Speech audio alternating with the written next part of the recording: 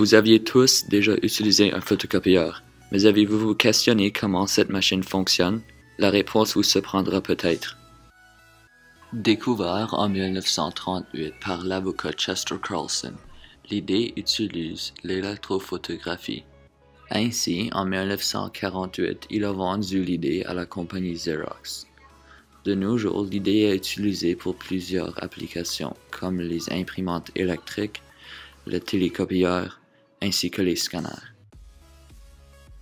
Pour débuter le processus, le morceau de papier qui souhaite être copié est placé sur la plaque de la photocopieur. Ensuite, une lumière super brillante est projetée sur le morceau de papier. Tout ce qui est noir ne revient plus, mais tout ce qui est blanc reprojette la lumière et crée une ombre. En même temps, un rouleau de sélénium est chargé positivement. Le sélénium est un matériel qui réagit et change d'état une fois qu'elle est exposée à la lumière. Ceci veut dire que la réflexion du papier qui vient de la plaque de vitre change l'état du sélénium à certains endroits pour avoir une charge négative au lieu de positive. Nous appelons ce genre de transfert par induction, puisqu'il n'y a pas contact direct entre les deux surfaces. Ici, nous voyons le tonnerre.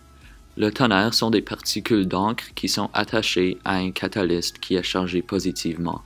Ensuite, le rouleau de sélénium tourne pour faire face au tonnerre, et les particules de tonnerre chargées positivement se rattachent aux particules de sélénium chargées négativement. Ensuite, le rouleau de sélénium continue à tourner et elle fait contact avec un nouveau papier. Le tonnerre se rattache au nouveau papier et elle se fait réchauffer pour fondre l'encre et l'attacher aux nouvelles pages. Ceci explique pourquoi il y a une certaine chaleur sur les pages quand tu les sors d'une photocopieuse.